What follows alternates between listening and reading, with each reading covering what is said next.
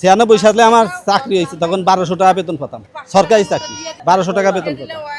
তারপরে 4100 টাকা বেতন পাইছি, আর এখন 30,000 টাকার উপরে বেতন পাই। সে সময় এর থেকে অনেক ভালো চলছি, তখন 1200 টাকা বেতন পাইছি।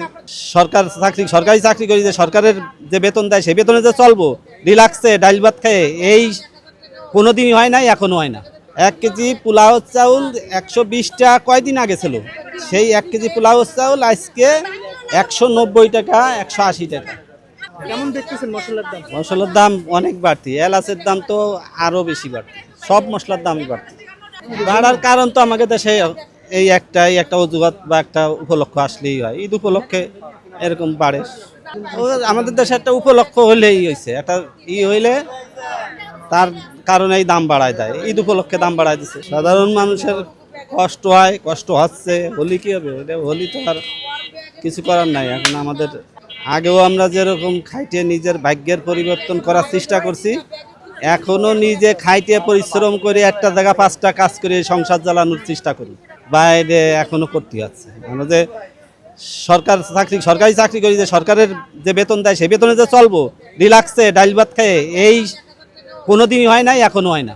1 কেজি পোলাও চাউল 120 টাকা কয়দিন আগে ছিল, সেই 1 কেজি পোলাও চাউল আজকে 190 টাকা, 180 টাকা। তাহলে আপনার কত গুণ বাড়ছে?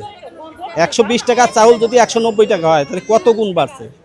তাহলে আপনার এই শুধু এই 2-3টে আমি উদাহরণ দিলাম মশলা, আর এগুলো বইলে কোনো লাভ নাই। সয়ে গেছে, বাংলাদেশের মানুষের কষ্ট সইতে সইতে সইতে সয়ে গেছে। এখন ওরা নিজেরাই ঘরে না চাল যদি না থাকে, খাবার না থাকলে চেষ্টা করে যে কোথায় গেলে দুটো ডাইল ভাতের ব্যবস্থা হইব, একটু কষ্ট করি বাড়ায়, একটু পরিশ্রম করি বাড়ায় পরিশ্রম করলে হয়তো আসতে পারে, আল্লাহ দিলে রিজিকের ব্যবস্থা হতে পারে, এই চেষ্টাই করে বাংলাদেশের মানুষ। এখন আমরাও করি, আমিও করি। 2096 সালে আমার চাকরি হয়েছে, তখন 1200 টাকা বেতন পেতাম, সরকারি চাকরি 1200 টাকা বেতন পেতাম।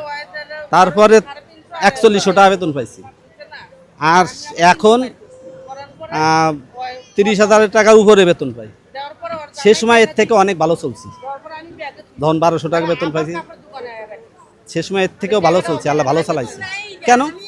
এখন টাকা কম আছে, আমি আরেকটা কাজে নামিয়ে যাই, হালালভাবে আরেকটা কাজে নামিয়ে যাই, ওখানে যদি কিছু আল্লাহ রিজিকের ব্যবস্থা করে দেয়। এইভাবেই মানুষ চলে, বাংলাদেশের মানুষ এইভাবেই চলে। বাংলাদেশের মানুষের যে সরকার আছে বা মা বাপ আছে বা গার্ডিয়ান আছে, আরেকটা সে আমারে হেল্প করবো, এরকম আশা বাংলাদেশের মানুষের নাই, বা আদৌ হবে কিনা সন্দেহ।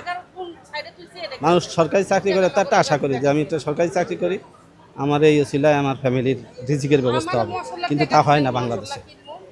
বেতন বাড়াবে করে সব জিনিসের দাম বেড়ে গেছে, এমন কোনো জিনিস নাই যে দাম বাড়ে নাই।